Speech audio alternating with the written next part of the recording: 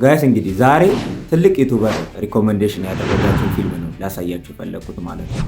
ራሱ ሪኮመንዴሽን ያደረገውና የፊልሙን ስቶሪ የተናገረበትን መንገድ ይዤላችሁ መጥቻለሁ። እናንተም ደግሞ ትማሩበታላችሁ። እኔም ከዚህ ታሪክ ስለተማርኩበት እስቲ እናንተንም እንዳያልፋችሁ ብዙ ነገር ትማሩበታላችሁ ብዬ ይህንን ፊልም ልክ እሱ ሪኮመንዴሽን ሲያደርግ እስቲ ለዩቲዩብ ቤተሰቦቼ እኔም ደግሞ ሼር ላርጋቸውና እነሱም ደግሞ ይካፈሉ ብዬ ነው። እስቲ ፊልሙን እንየው ማለት ነው። ስቶሪውን አሪፍ አርግቶ ነው የሰራው። አብረን እናያለን ፊልሙን።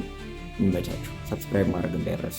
ይሄ ፊልም የብዙዎችን አመለካከት ቀይሯል። ያዩት ሁሉ ከፊልሙ በኋላ የሚሰጡት አስተያየት በጣም የሚገርም ነው። በዚህ ቪዲዮ የዚህን ፊልም ታሪክ ልንገራችሁ። ማየት ለምትፈልጉ ሰዎች ማይን ይባላል። በ2017 የወጣ ፊልም ነው። ይህንን ቪዲዮ አቋርጡትና ሂዱና እናዩት። ማየት ለማትፈልጉ የፊልሙን ታሪክ ባጭሩ ልንገራችሁ። ማይክ እና ቶም የሚባሉ እነዚህ ሁለት የአሜሪካ ወታደሮች ምዕራብ አፍሪካ ውስጥ ወዳለው አንድ ቦታ ለአንድ ሚሽን ይላካሉ። ሚሽኑም የአንድ አሸባሪ ቡድን መሪ መግደል ነበረ። ነገር ግን ቦታው ላይ ሲደርሱ ያሰቡት እንዳላሰቡት ሆነው የታጣቂ ቡድኑ አባላት ያያቸውና ወደ እነሱ ተኩስ ይከፍትባቸዋል። ከዚያም ተኩስ ለማምለጥ ሁለቱም ወታደሮች ይሮጡና ወደ በረሃ ውስጥ ይገባሉ። በበረሃ ውስጥ እየሄዱ እያለ ታዲያ ድንገት መሬት ላይ የወደቀ አንድ ሳይን ያገኛሉ። ያ ሳይንም አካባቢው አደገኛ እንደሆነ ወይም ደግሞ አካባቢው ከዚህ ቀደም ጦርነት ተካሂዶበት የነበረ ስለነበረ በአካባቢው ላይ ብዙ የተቀበሩ ፈንጂዎች እንዳሉና ቦታው ላይ አደገኛ ስለሆነ ቀስ ብላችሁ ተራመዱ ወይም ደግሞ ቢአቴንሽን የሚል መልእክት ነበር የያዘው። ጓደኛው ወታደር ማይክ በጣም ይጨነቅና በጣም ጥንቃቄ ማድረግ አለብን ይለዋል ለጓደኛው። ጓደኛው ቶሚ ግን ይህንን መልእክት ችላ በማለት በዘፈቀደ ይራመዳል። ምን ይለዋል? የአካባቢው ነዋሪዎች ራሳቸውን ከወታደሮች ጥቃት ለመከላከል ሲሉ ሆን ብለው የፈጠሩት የውሸት መልእክት ነው፣ እኛን ለማስፈራራት ነው፣ ዘና በል ይለዋል። ማይክ ግን በጣም ተጨነቀ። ከዛ በኋላ እያንዳንዱ እርምጃው ያስጨንቀው ጀመር። በዚህ ጊዜ ጓደኛው ዘና በል ብሎ እንደምታዩት እዚህ ላይ ወደ ኋላ ጭምር እየደነሰ እየተራመደ ያሳየዋል። በዚህ ጊዜ ግን አንድ አስደንጋጭ ነገር ይከሰታል። ተቀብሮ የነበረ ፈንጂ ይረግጣል። ማን? ቶም።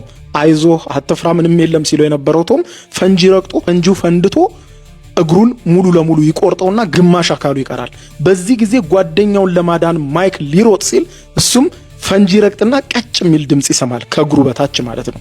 በዚህ ጊዜ ፈንጂ እንደረገጠ ገባው፣ ቀጭ የሚል ድምጽ ስለሰማ ማለት ነው። እሱ ፈንጂ ረግጧል፣ ጓደኛው ደግሞ ፈንጂው ፈንድቶ በግማሽ አካሉ እዛ ጋር ተኝቷል።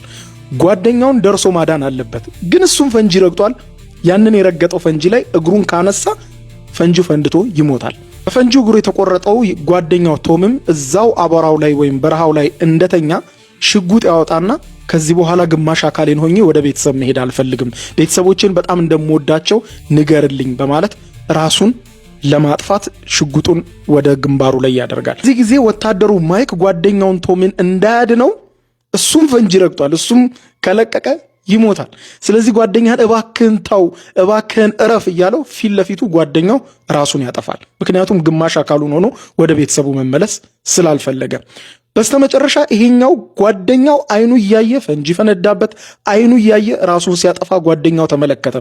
እስካሁንም አልተነቃነቀም። ረገጥኩት ነገር በእርግጥ ፈንጂ ነው ወይ በማለት ቢላ ከኪሱ ያወጣና ቀስ ብሎ በጎን በኩል ያስገባል። ብዙ ጊዜ ፈንጂ እንደረገጡ ወታደሮች የሚያረጋግጡት በጎን በኩል ስለት ነገር ሻጥ ያደርጉና ምን እንደረገጡ ያሉ።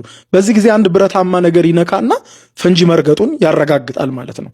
በዚያ ቦታ ላይ በፍርሃት ተሸብቦ እርዳታ ይጠይቃል። ለእርዳታ መምጣት የሚችሉት የአሜሪካ ሬስኪው ቲሞች በቦታው ላይ መድረስ የሚችሉት ከ52 ሰዓታት በኋላ ነው። ያ ማለት እንግዲህ 2 ቀን ከምናምን ማለት ነው። በቦታው ላይ እዛው ፈንጂ እንደረገጠ መቆየት ያለበት። በኋላ በከፍተኛ ጥም ያልፋል፣ በከፍተኛ አቧራ፣ ሌሊት ብርዱ፣ እንደገና የሌሊት እንስሳት ይመጡበታል። በፊት ህይወቱ ትዝ ይለዋል። አባቱ በጣም ፈሪ ነህ እያለ የሚነግረው ነገር፣ በልጅነቱ ያደረጋቸው ነገሮች ሁሉ ሲመላለሱበት እናያለን። ፊልሙ መካከል ላይ የሚመጣ አንድ የአካባቢው ነዋሪ ሰው አለ። ይመጣና ምን ሆነ ነው የቆምከው ይለዋል። አይ ፈንጂ ረግጫለሁ፣ እግሬን ካነሳው ይፈነዳል ይለዋል። በቃ አንተ አይምሮ ውስጥ ያለው ነገር ነው የሚፈነዳው፣ ራስህን ነው እያስጨነቅ ያለው፣ ምንም ነገር የለም ይለውና ይሄዳል። ይሄ ወታደር ለ2 ቀን ከምናምን እዛው ቦታ ላይ ይሰቃያል፣ መልኩ ሁሉ እስኪለዋወጥ ድረስ ማለት ነው። በአካባቢው ከተፈተነ በኋላ በመጨረሻ ሙሉ በሙሉ ተስፋ ይቆርጣል። ተስፋ ይቆርጥና በደመ ነፍስ ሆኖ እግሩን ከረገጠው ፈንጂ ላይ ብድግ ሲያደርገው እናያለን። ነገር ግን ብታምኑም ባታምኑም ይፈነዳል ብሎ የጠበቀው ፈንጂ ሳይፈነዳ ቀረ። እንዴት? ደነገጠ። ማለት ከ2 ቀን ከምናምን በኋላ ያኔ ተራምዶ ቢሆን ጓደኛውን ያድን ነበር፣ ብዙ ነገር ያተርፍ ነበር። ከረገጠው ፈንጂ ላይ ሲያነሳ እንዴት አልፈነዳም ብሎ ተመለሰና ፈንጂውን መቆፈር ይጀምራል። ብታምኑም ባታምኑም የረገጠው ፈንጂ ሳይሆን የረገጠው ባዶ የተጣለ የቲማቲም ቆርቆሮ ነበር። ቀጭ ሲል የሰማውም የቲማቲም ቆርቆሮ ክዳኑ ወደ ውስጥ ሲገባ ተነካክቶ ቀጭ የሚል ድምፅ የሰማው። በኋላ አስቡት በዛች ፍርሃቱ ስንት ነገር እንዳጣ። በርካቶች ከፊልሙ በኋላ የሚሰጡት አስተያየት በጣም የሚገርም ነው።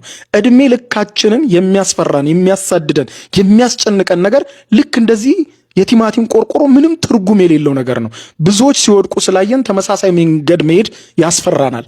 ኮንተንት ክሬት ለማድረግ እየፈለግን ሰው እንደዚህ ቢለንስ እንደዚህ ቢለንስ የሆነ ቢዝነስ መጀመር እየፈለግን መክሰርን ስንፈራ ገና ያልተፈጠሩ የሌሉ ነገሮችን እየፈራን እድሜ ዘመናችንን የምንከፍለውን መስዋዕትነት የሚያሳይ ፊልም ነው።